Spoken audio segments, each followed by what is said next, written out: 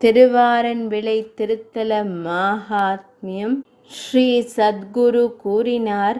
இது வியாசர் என்றழைக்கப்படும் புனித ஸ்தலத்தின் கரையில் உள்ள பர்பேலா என்ற ஊரில் அமைந்துள்ளது. ஒரு மனிதன் சிறந்த அதிர்ஷ்ட தெய்வத்தின் இருப்பிடத்தின் மீதமுள்ள இருக்கையில் தஞ்சம் அடைய வேண்டும். வைஷ்ணவர்களில் சிறந்தவரே, வியாசரின் அவதார கதையை கேளுங்கள். இது அறியாமையை அழித்து ஸ்ரீ விஷ்ணு பக்தியை மனிதர்களுக்கு ஏற்படுத்துகிறது.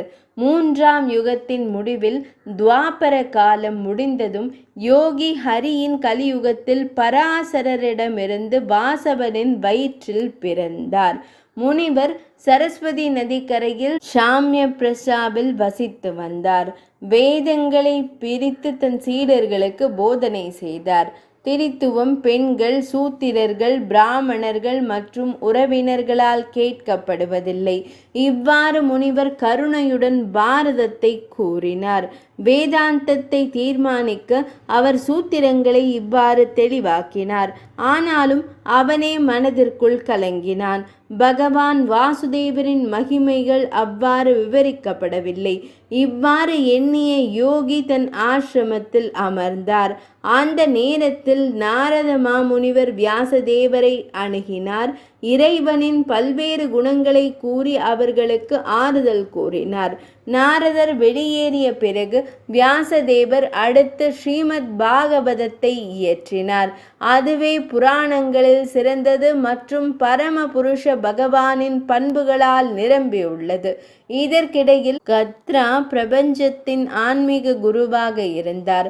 நெருப்பு குழியிலிருந்து முனிவரின் கிளி வடிவில் தோன்றினார். வியாச முனிவர் பகவான் ஸ்ரீ மகாவிஷ்ணுவே கர்ப்பத்தில் பிறந்த இந்த மகனை பெற்றெடுத்தார். அவர் தனது துறவரத்தில் தனது சீடர்களுடன் அவர்களை மகிழ்ச்சியுடன் வளர்த்தார். அவரை வியாசரே அழைத்து வந்து மொழஞ்சி பேட்டை அணிவித்தார். அப்போது பகவான் சுகதேவர் முகடு உயர்த்தப்பட்ட தாடியுடன் பிரகாசித்தார். இருப்பினும் சுகதேவர் எப்போதும் ஸ்ரீகிருஷ்ணரின் தியானத்தில் ஆழ்ந்தார். உலக விவகாரங்களில் வெறுப்புற்று துறவரத்தில் ஈடுபட்டார். உள்ளுணர்வின் கடமைகளை வெறுத்து துறவரத்தில் ஈடுபடும் மகன் ஜனகனை அனுப்பி நீதியை விசாரித்தார் வியாசமா முனிவர். இது மரியாதை மற்றும் அவமரியாதையிலிருந்து விடுபட்டது மற்றும் ஆண்களுக்கும் பெண்களுக்கும் இடையிலான வேறுபாடுகளிலிருந்து விடுபட்டது. ஜனக மன்னன் வையாசகியை பரிசோதித்து வணங்கினார். வியாசரின் மகன் ஒரு மந்தமான பைத்தியம் பிடித்த அரக்கனை போல் நடந்தார். பிராமண தியானத்தில் ஈடுபாடு கொண்டவர், இவ்வுலகில் வேறுபாடுகள் அற்றவர்.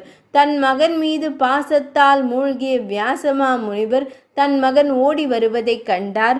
அவன் பின்னால் ஓடி வந்து என் மகனே, என் மகனே என்று மரியாதையுடன் அழைத்தார். யோகத்தால் கிளி கயிற்றிலிருந்து விடுபட்டு வானத்தில் பறந்தது. பஷவன் முக்தா இவ்வுலகில் அவனுடைய நிழலை தகர்த்தெறிந்துவிட்டு விஷ்ணுவின் உன்னத இருப்பிடத்தை அடைந்தான். வியாசரும் ஸ்ரீ மகாவிஷ்ணுவும் தங்கள் மகனின் துக்கத்தில் இணைந்தனர். தரையில் அலைந்து திரிந்த முனிவர் வரவேலா என்ற நகரத்தை அடைந்தார். இங்கு பகவான் நாராயணரும் ஸ்ரீ மகாவிஷ்ணுவும் இளைப்பாற ஆசனத்தில் அமர்ந்துள்ளனர். சாஸ்திரங்களின்படி அவற்றை நிறுவிய அவர் அவற்றை பயபக்தியுடன் வணங்கினார். சீடர்கள் எல்லாவற்றையும் விட்டுவிட்டு கிழக்கில் உள்ள தங்கள் சொந்த துறவரத்திற்கு திரும்பினர்.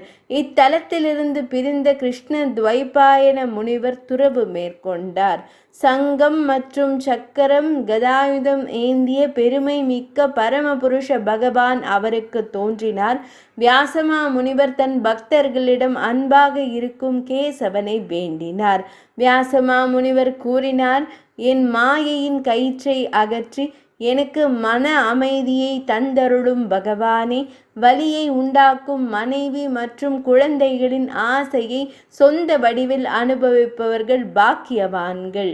தானியங்கள் பயிர்களின் வலையமைப்பிலிருந்தும் பழங்கள் மரங்களிலிருந்தும் உற்பத்தி செய்யப்படுகின்றன.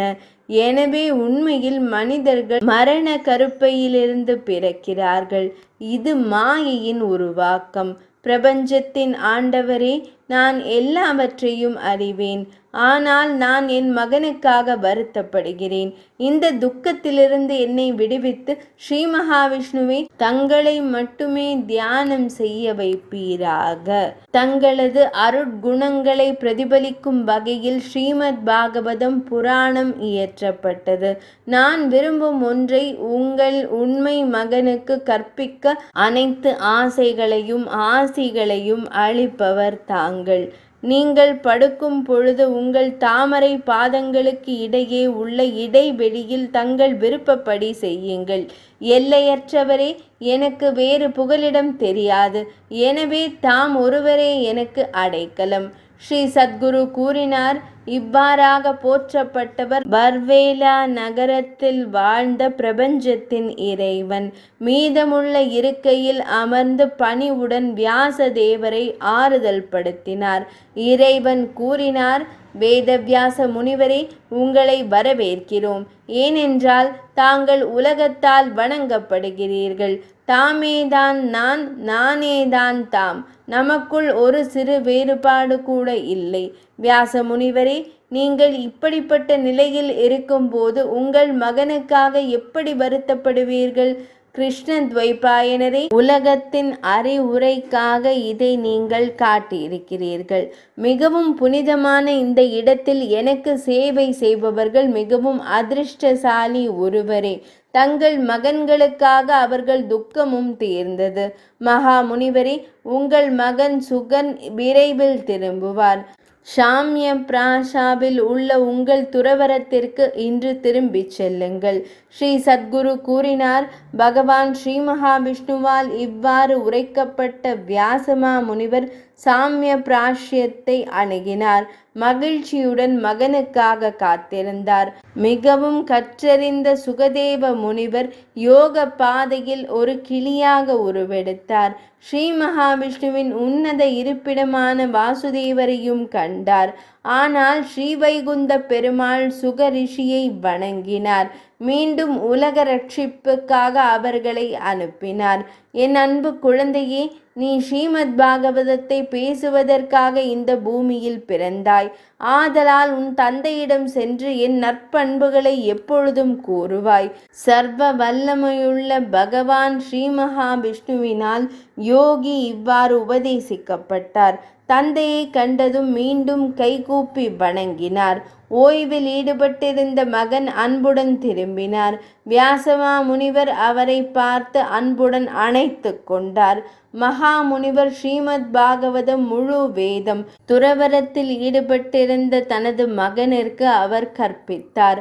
பரமபுருஷனின் அருளால் வியாசதேவர் தனது மகனின் துக்கத்திலிருந்து விடுபட்டார். இது மிக உயர்ந்த களம். வியாசரால் மட்டுமே வணங்கப்படுகிறது.